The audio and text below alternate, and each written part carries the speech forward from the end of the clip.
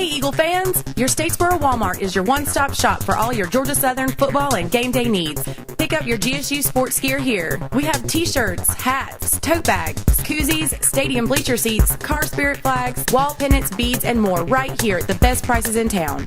Also, don't forget we can handle all of your tailgating needs with our great food trays, baked goods, and fresh, high-quality meat, seafood, and chicken.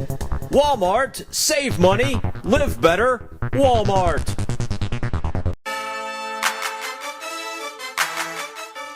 On this week's show, the Georgia Southern SGA holds a pep rally to celebrate the Eagles Sun Belt Championship.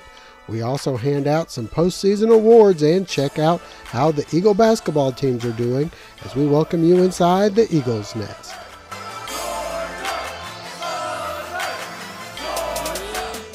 And welcome inside the Eagles Nest. I'm your host, Josh Aubrey, being joined as always by Matt Yogas, sports editor and Georgia Southern beat writer for the Statesboro Herald. And Matt, the celebrations continue for the Georgia Southern football team. This week they had a celebration put on by the SGA over at the bookstore, had a proclamation from the mayor. Nice way to kind of help cap things off on a great season. And we're going to have some things in the paper as well. Tell us a little bit about, where you are as far as the celebration and a review of the season. Well, on Sunday, we're going to have a special section dedicated to the season. We hope it'll be a commemorative type thing people want to keep. It's going to have everything from the review of the season, Q&A interviews. We'll be nominating some players of the year, some plays of the year, that kind of thing. So it'll be a lot of fun. All right, well, let's get into a little bit of that. Your thoughts on who the player of the year on the offensive side of the ball was for Georgia Southern. There's a lot of different ways you can go with this. I suspect you might even be different than where I'm going, but you got to go with Matt Breida on this one. Obviously, the offensive line, if it weren't for them, a lot of this stuff wouldn't have happened. But Breida, a Doak Walker Award finalist, it's one of the 10 best running backs in the country. Only one Group of 5 conference player was nominated. It was him. He's a sophomore, the only underclassman on the list. Just amazing what he was able to do. Almost 8.5 yards per carry this season. So just remarkable season for the guy who, up until really August, all we knew him was as a kick returner. Well, I'm going to go with what you alluded to, which is the Georgia Southern offensive line. I know maybe it's an easy out there, but I don't think Breida, Kevin Ellison, or anybody else would have had the success they were able to have this year had it not been for those seniors in particular there on the offensive line. Moving on to defensively, who's your thought on who the defensive player of the year was for Georgia Southern? There's a couple ways you could go with this one, too. I thought the defensive tackles, Sapp and Ellison, Jay Ellison, were good all year long. They really held together a defensive line that had a lot of injuries and a lot of different guys in different spots. You had, obviously, Edwin Jackson leading the team in tackles with 100. And then there's the big play guy, Matt Dobson. He kind of started emerging about halfway through the season as a leader on that defense, but you got to talk about the big plays he had with the Texas State game. I don't know if they win it without a pick six, 100-yard return, for a touchdown against Idaho, same thing. Kind of a close game, really, a lot closer than it probably should have been until he gets a pick six in that game. So you're talking big plays, Matt Dobson. You're talking just overall, mobility, side-to-side movement, leadership. You got to go with Edwin Jackson. Yeah, and I think from that leadership standpoint, that's where he would get my nod, because you could see on the field, off the field, you want a go-to guy to talk to for us. It was always going to be Edwin Jackson. He wore his emotions on his sleeve, and he bleeds blue for sure. As far as the play of the year, you kind of alluded to it. What's your thoughts on what that would be? In the UL Monroe game at the end of the year, there's 3 seconds left. The UL Monroe receiver has the ball in his hands, seemingly clear path to the end zone for the game-winning touchdown, and out of nowhere, Dobson shows up, lays the kid out, separates him from the ball, saves a touchdown. To me, that's the play of the year, because we're talking about an asterisk, a co-championship with UL Lafayette, all this nonsense. But because of that play, it really saved the day for Georgia Southern, a game that really obviously came down to the last play. And the funny part about that one was he wasn't on the field for the last play.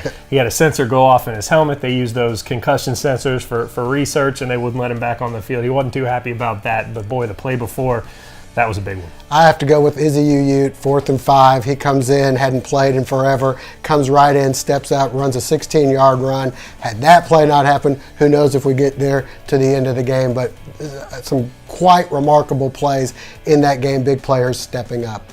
Well, today being Wednesday, there was an SGA celebration outside of the bookstore. Let's get out and see what Dr. Keel and, we mentioned him earlier, Edwin Jackson had to say about another celebration. Anytime you can celebrate, it's a good time. And, we've had an awful lot to celebrate in the last couple of years here at Georgia Southern. And I'm so proud of our students coming together they've taken the lead on this. This is the SGA's function, and for the students to be able to tell their peers, their football team, how proud they are, congratulate them and all of athletics. It's a real special day for us. I know you guys had some people who were kind of questioning whether moving up to the Sun Belt was the right move. How vindicated and how nice is it to win the league in the first year? Well, I just can't say enough about that. Anytime you have change, it's going to be scary, and we certainly know that. I mean, the only thing that's constant is change. We knew we had to make this move. The timing was right, and we knew that not everybody was going to be happy about it, at least in the initial parts, and there were a lot of naysayers. But I tell you what, this football team, these coaches, these teams, especially the seniors, I'm so incredibly proud of, have proven to the whole world that the timing was right, that the change was the best thing that we needed to do, and that we belong where we are. Just being in this community, they support us from the get-go. We started off strong, going against NC State, Georgia Tech. Those were some tough losses, but they stuck with us, and they're still sticking with us today. Georgia Southern, we're glad to be here, me and my teammates, and I feel that we're very honored to finish the season strong like we did. I feel like you guys, as seniors, have kind of set the groundwork for the future here. Oh, yeah, definitely. Just being the first year in the Sun Belt and leaving our mark as seniors and passing it on to the next generation so they know exactly what the standard is. And we have high expectations here from the administrative staff all the way down to the coaches, to the players and the scout team. And we understand that GATA True Blue. With more than 100 years of experience under one roof, Complete Car Care on 207 Northside Drive can do it all for your car or truck, gas or diesel, even hybrids, motors, tune-ups, front end, air conditioning, transmissions, electrical. Complete Car Care does it all. When others say no, Complete Car Care says yes. Come see what Michael and his team can do for you at Complete Car Care, 207 Northside Drive. Well, we would have loved to have seen Coach Fritz, who's out recruiting, Tom Kleinlein, who's also busy trying to get things done out there, but there were quite a few fans, and hey, this time around, they were able to throw those, right? Yeah, they didn't throw them, though. They only want to throw the disc when there's a 15-yard penalty at stake, so, I guess they wanted to keep them this time. All right, well, briefly before we go, talk a little bit about basketball. The guys are not home until the week of Christmas. The women won't be back until the new year, but they were able to host Mercer. Things didn't go too well. Yeah, tough game for Georgia Southern. Really just, they don't get into any kind of rhythm. There's so many new faces on that team. We see so many players rotating in and out, especially in the post. Nobody's really found their role yet. Anna Claire Knight, obviously the leader out there, not leading the team in scoring, though. That's Angel McGowan, the sophomore guard, stepping in there. But Georgia Southern, really is taking their time putting the pieces together, and they've got the pieces to have a successful run through the Sun Belt, and that's really, all that matters. All right, well, let's get back and take a look at some of the highlights from Georgia Southern and Mercer. The Georgia Southern women in action Saturday at Hanner Fieldhouse hosting Mercer. The Lady Bears come out hot. Precious Bridges, 3 of her 22 points. The Eagles try and answer. Angel McGowan stops and pops for 2. On the other end, Bridges off the mark, but big Tiana Robinson there for the putback. Mercer out-rebounds GSU 32-52. Anna Claire Knight trying to keep things close. 2 of her 10.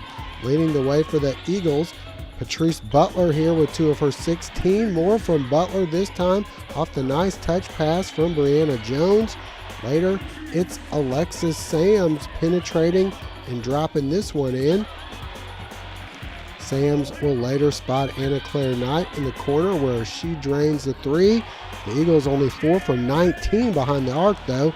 Later, Chakivia Akins able to go coast to coast, but Mercer just too much. Brianna Williams, 2 of her 20. Mercer wins 84-61. Up next for the guys, South Florida on Monday. Well, that'll wrap it up for this week. For Matt Yogus, I'm Josh Aubrey. Thanks for joining us. Hope to see you again next week.